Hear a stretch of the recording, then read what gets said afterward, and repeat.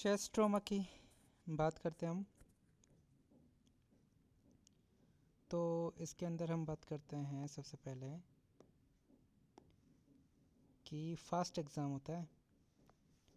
इसकी full form होती है focused assessment with sonography for trauma.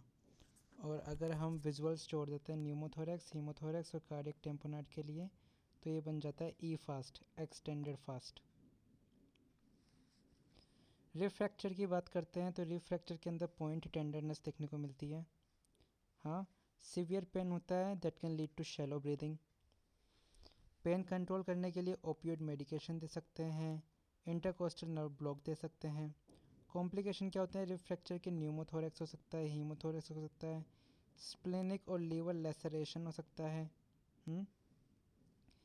If there is inadequate pain control and ventilation this can lead to atelectasis, ये हो सकता है। और एटेलेक्टेसिस जो होता है वो पोस्ट ट्रोमेटिक निमोनिया के लिए पर्सन को प्रीडिस्पोज करता है। आगे बात करते हैं फ्लेयल चेस्ट की। तो 3 एडजेसेंट रिब का फ्रैक्चर हो जाता है एटलीस्ट 2 लोकेशन से, तो वो फ्लेयल चेस्ट कहलाता है। फ्लेयल चेस्ट में पैराडॉक्सिकल मूवमेंट देखने को मिलती है हमको। इसके अलावा जो रेस्पिरेटरी फेलियर होता है फ्लेयल चेस्ट के अंदर, वो किसके कारण होता है? पल्मोनरी कंटूजन के कारण होता है, ये इंपॉर्टेंट है। इसकी बात करें मैनेजमेंट, तो pain control, oxygenation and ventilation, giving IV fluid. अब ये इंपॉर्टेंट है कि चेस्ट स्ट्रैपिंग और splinting should be avoided. Chest strapping नहीं करनी चाहिए और स्प्लिंटिंग नहीं करनी चाहिए। बात करते हैं न्यूमोथोरेक्स की। न्यूमोथोरेक्स के लिए बात याद रखो, ये decrease air entry on auscultation, ठीक है। इसके अलावा हाइपर रेजोनेंस साउंड सुना देता है परकशन पे। हाँ, जेवीपी जो होता है वो क्या होता है? बड़ा होता है। जेवीपी बड़ा होता है न्यूमोथोरेक्स के अंदर। उसी तरीके से कार्डियक टेम्पोनेट में भी जेवीपी बड़ा होता है और हाइपोटेंशन देखने को मिलता है हमको। मीडियास्टाइनम और trachea shifted to contralateral side. हम बात कर रहे थे टेंशन न्यूमोथोरेक्स की, और tension pneumothorax is a medical emergency which is managed by with the help of needle थोरेकोसेंटेसिस।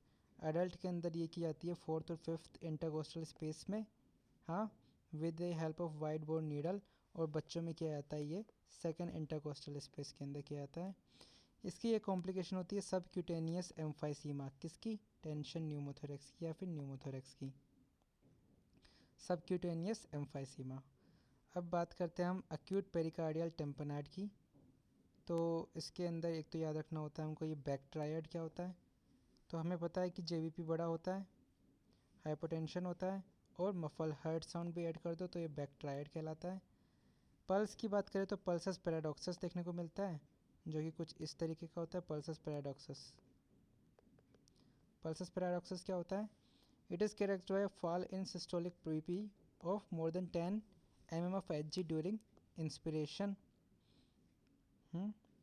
ये पल्सस पैराडॉक्सस और कहाँ कहाँ मिलता है? पेरिकार्डियल टेम्पोनेट में देखने को मिलता है, टेंशन न्यूमोथोरेक्स में देखने को मिलता है, इसके अलावा सीओपीडी के अंदर देखने को मिलता है, ऑब्स्ट्रक्टिव लंग डिजीज के अंदर। डायग्नोसिस की बात करें तो ईसीजी पे क्या देखने को मिलता है? इलेक्ट्रिकल अल्टरनांस देखने को मिलता है कार्डियक टेम्पोनेट में, alternative amplitude of QRS complexes. इसके अलावा यूएसजी गाइडेड पेरिकार्डियोसेंटेसिस का क्या होता है? ट्रीटमेंट होता है। So this is all about acute pericardial tamponade। इसके लिए 2 बातें और ध्यान रखनी होती है कि as little as 50 ml of blood can lead to tamponade physiology. पहली बात ये, it's not the amount but the rate of accumulation that cause tamponade। दूसरी बात यह है।